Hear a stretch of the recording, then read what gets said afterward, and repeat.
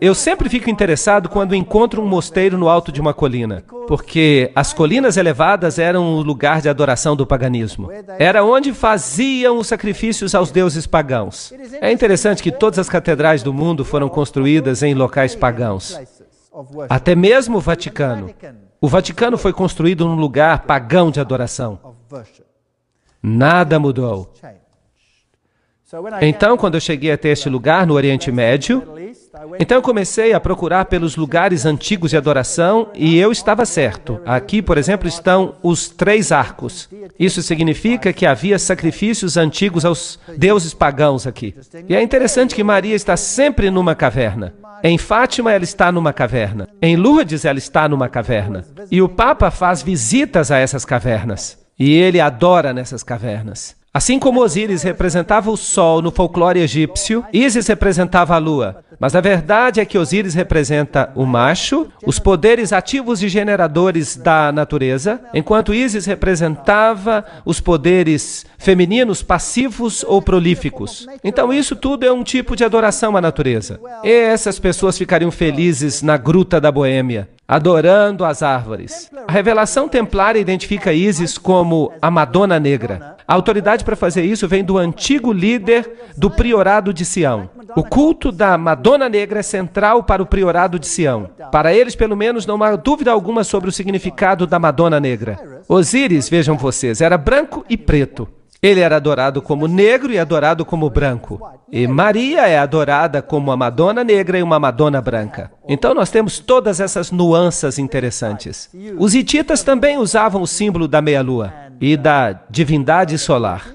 E este símbolo é usado hoje nada mais, nada menos do que pelas Nações Unidas. Vamos fazer uma viagem até um país islâmico hoje. Aqui está uma catedral católica em Amman. E eu estou tirando uma foto dessa catedral católica dentro de uma mesquita. E eu estou dentro da mesquita tirando uma foto dessa catedral católica que fica bem em frente dela. É interessante como a Igreja Católica e o islamismo ficam lado a lado em todos os países islâmicos. Todas as vezes eu fico surpreso de ver a mesquita e a catedral, uma do lado da outra. Mas se você souber que por trás dos bastidores, essas duas religiões são a mesma coisa. Então, se eu observo esse simbolismo, do lado de fora da Catedral Católica, eu tenho o símbolo do sol. É o símbolo da adoração ao sol. E a cruz, é claro, também símbolo do Deus solar. E aqui está o símbolo do sol. Eu atravesso a rua e eu vou até a grande mesquita de Abdullah, uma das melhores, construída pelo rei Abdullah. No portão você tem os símbolos do sol. É o mesmo simbolismo, a mesma religião. E lá no alto aqui você tem o símbolo da meia-lua. O mesmo símbolo que a Igreja Católica tinha no relógio. Era um símbolo de Baal, ou Bel. Dentro da mesquita, claro, não há bancos, porque no islamismo você se ajoelha no chão, você se prostra ali. E se você observar essa cúpula gigantesca, você percebe os raios do sol. É um edifício magnífico. As roupas islâmicas... Você pode olhar para as velhas freiras católicas e vocês vão perceber que as roupas são idênticas. As freiras católicas usam a mesma roupa que as mulheres islâmicas usam, aquelas que pertencem à fé ortodoxa. Aqui está a grande mesquita de Damasco, fascinante. Dentro da mesquita, lá dentro há este altar. E aqui está um homem islamita orando neste altar. Para quem que ele está orando? Será que é para Alá? Não, ele está adorando uma relíquia dos mortos, porque este é o altar de ninguém mais nem menos do que João Batista. Agora, se você sabe alguma coisa a respeito dos joanitas, e nós já falamos deles, se você escuta o nome João, você pensa no joanismo e você pensa nas sociedades secretas. Tudo isso misturado nos bastidores. Eles alegam que aqui está a cabeça de João Batista. Então, neste altar islâmico, em Damasco, é a mesquita mais velha e mais ilustre do mundo. Aliás, naquele país. E eles dizem que ali está a cabeça de João Batista, mas felizmente a Igreja Católica tem uma igreja que diz que tem o braço de João Batista. Eu fico dizendo que eles deviam se combinar para formar o corpo de João Batista de novo. Por trás dos bastidores, tudo é a mesma coisa. Dentro da mesquita, as mulheres, elas não são muito importantes. Elas ficam relegadas aos lados, os homens ficam no centro. Estão orando ali com uma espécie de terço, e no catolicismo você também usa o terço. Você usa o rosário. O islamismo é uma religião muito solene. Alguns dos sons dessa grande mesquita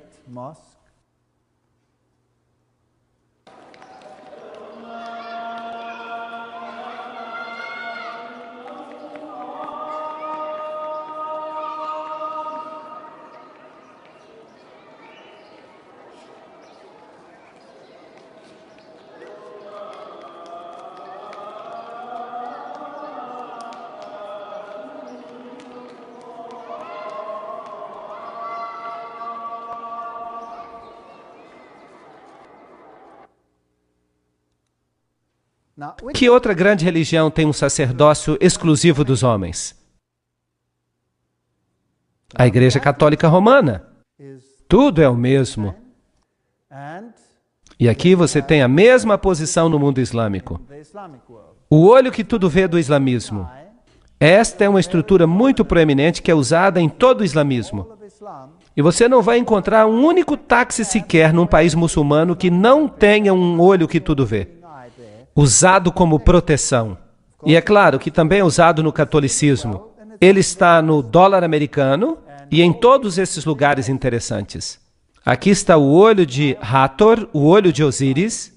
Aqui ele está num templo egípcio, num púlpito da Igreja Católica, outro numa catedral católica. O autor maçônico Carl Clary escreve: este é um dos mais antigos e mais difundidos símbolos que representam a Deus. Nós encontramos no Egito, na Índia, o olho aberto do Egito representava Osíris. Na Índia, Shiva é representado por um olho. E a enciclopédia da maçonaria diz que o olho que tudo vê é um importante símbolo do Ser Supremo, tomado emprestado pela maçonaria da antiguidade. No mesmo princípio, os egípcios representavam Osíris. Então, o islamismo usa este símbolo e o catolicismo usa este símbolo. Só estou fazendo algumas comparações. Para os antigos egípcios, o olho direito simbolizava o sol e o olho esquerdo a lua. Vejam aí de novo os dois aspectos da divindade solar. E Bailey então menciona que o olho de Deus é Shiva ou Siva, o destruidor. Lembre-se que Shiva é o deus hindu equivalente a Osíris. Shiva é também sinônimo de Satanás. Será que é possível que as duas religiões, no seu círculo interior, adoram o mesmo Lúcifer, mas que a massa externa não saiba nada sobre isso? Mas quem é Baal? De acordo com a enciclopédia da maçonaria, quando os israelitas faziam uma de suas apostasias periódicas para a idolatria, Baal parece ter sido um dos seus ídolos favoritos. Em Tiro, Baal era o sol e Astarote a lua. Então nós temos toda a evidência que eles sabiam bem o que estavam fazendo. Não há nenhuma contradição aqui, pois Sete é o demônio egípcio e Shiva é o deus hindu da destruição. Os dois nomes, Sete e Shiva, são listados na Bíblia satânica como outro nome de Satanás. E Helena Petrovna Blavatsky afirma: agora temos que lembrar que Siva, Shiva, o Baal palestino, Moloque e Saturno são idênticos. Será possível que essas duas religiões tenham o mesmo mestre por trás dos bastidores e que as massas estão sendo enganadas? Assim como acontece no catolicismo, são ótimas pessoas, mas são mantidas na ignorância.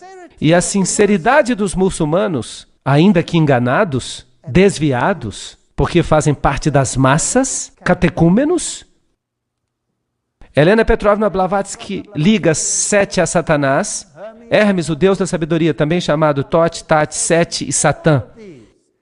E no Antigo Egito, Sete era adorado com rituais obscenos e homossexuais. E eles construíram templos nos quais eles realizavam esses ritos homossexuais. Por exemplo, o templo de Luxor. Agora, eu tenho muitos slides do templo de Luxor. Eu fui lá e eu tirei muitas fotos naquele templo. Mas eu não posso mostrar para vocês, porque são fotos bem safadas. Alguém aqui já foi até Luxor? Quando você chega a Luxor e vai para o muro, você descobre que o falo era muito importante. E as fotos não devem ser mostradas. Eu as tenho, mas eu não vou mostrar para vocês. Este é um antigo sítio pagão. O templo de Luxor é uma das grandes relíquias dos tempos antigos. Bem, aqui está a entrada. Oh, e o que é aquilo? Isso é uma mesquita. Onde que essa mesquita foi construída? Será que você quer dizer que a mesquita foi construída no templo de Luxor? Será isso possível? Então vamos dar uma olhada mais de perto. Sim, aí está ela. Ela está dentro do templo de Luxor. O que isso diz para você? Se você tivesse que construir uma igreja cristã, hoje, será que você escolheria o antigo templo de Baal e construiria sua igreja dentro dele? Sim ou não? Não, claro que não. Agora, e se esta religião for a mesma que a religião antiga do velho culto a Lúcifer? Será que então você estaria disposto a fazer isso? Talvez, sim. Aí eles fizeram. Foi construída dentro do templo. Incrível.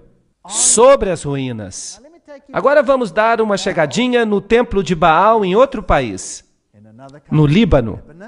Aí está ele. E deste lado, e este é um templo da mesma divindade, por falar nisso. O que é isso?